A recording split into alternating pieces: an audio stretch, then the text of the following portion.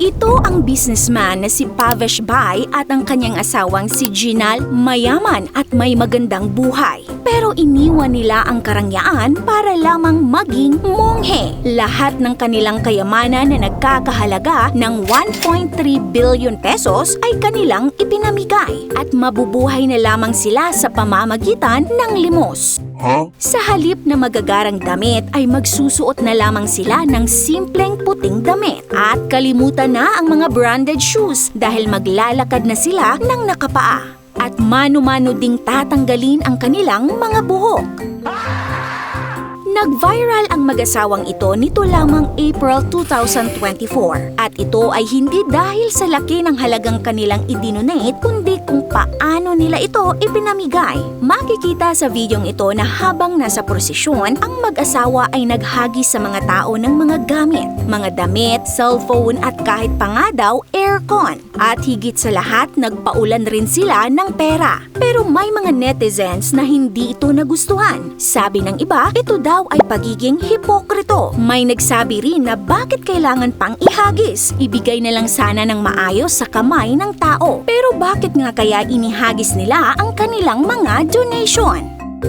Ang mag-asawang Bandari ay nakatira sa siyudad ng Himatnagar sa India. Si Bhavesh ay nagmula sa isang mayamang pamilya. Isa siyang successful na businessman. Meron siyang construction company na nag-ooperate sa iba't ibang lokasyon sa India. Tungkol naman sa kanyang asawang si Jinal ay wala kaming masyadong nakuhang impormasyon. Pero tinatayang umaabot ng 200 crore rupees o mahigit 1.3 billion pesos ang assets ng mag-asawa. Nagkaroon sila ng dalawang anak, isang 16 years old na lalaki at 19 years old na babae. Napakarelihiyoso ng kanilang pamilya. Nabibilang sila sa Jain community, isa sa 3 pinakamatandang religion sa India. Sa sobrang relihiyoso nila, nauna pa ang kanilang mga anak na magmonghe taong 2022. At ngayong 2024 nga ay sumunod na rin ang mag-asawa at niyakap ang buhay bilang monghe. Nagsagawa sila ng prosesyon kung saan ang video nito ay nag-viral. Umani ito ng samut-saring reaksyon at ang iba dito ay negatibo. Tinawag nila itong hypocrisy at pagpapakita ng mababaw na values. Pero ang hindi alam ng marami na ang prosesyon at paghahagis ng bagay ay parte ng proseso ng pagiging Jain monk.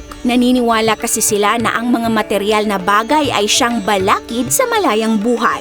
Para kasi maging isang monghe ay kinakailangan muna nilang sumailalim sa tinatawag na diksha o ritual ng pagtalikod sa makamundong buhay. Parte ng diksha ang tinatawag nilang Varshidan Yatra kung saan kailangan nilang ipamigay ang kanilang mga ari-arian sa publiko tulad ng mga alahas, damit at pera. Kaya naman ang mag-asawa ay sumusunod lamang sa kanilang tradisyon. Pero napakahirap na desisyon ito dahil hindi madali ang buhay ng isang Jain monk. Sa Jainism ay naniniwala sila sa spiritual na kadalisayan at kaliwanagan at ang daan ng kaliwanagan ay makakamit lamang daw sa pamamagitan ng non-violence o walang karahasan at pag-iwas na makasakit sa lahat ng nabubuhay sa mundo kasama na ang mga halaman at hayop. Parte rin ng kanilang paniniwala ang maging tapat, pagpigil sa mga sexual na aktibidad at huwag ma-attach sa mga material na bagay. Ibig sabihin, ang taong gustong maging monghe sa Jainism ay iiwan ang lahat na meron sila. Bahay, sasakyan, damit at higit sa lahat, puputulin nila ang ugnayan sa kanilang pamilya. Pinapayagan lamang silang magmay-ari ng iilang mga bagay gaya ng 2 puting damit, isang bowl na lagayan ng limos at ang tinatawag na Raju Harana o puting walis na ginagamit ng mga Jain monks para pangtaboy ng mga insekto dahil mahigpit na ipinagbabawal sa kanila ang makapatay ng kahit insekto. Kailangan rin nilang magpalipat-lipat ng lugar at maglalakad sila ng nakapaa lamang.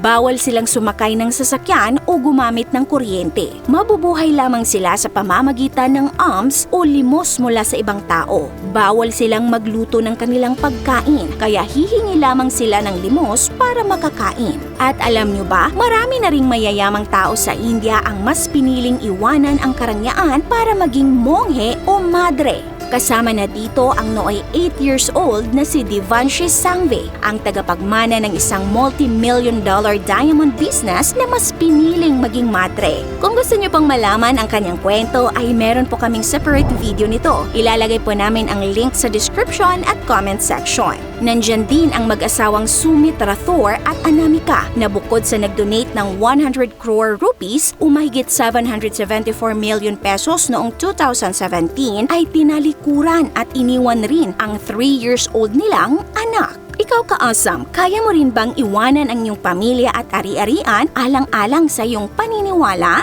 This is your Ate O from our Republic. Hanggang sa muli and stay awesome!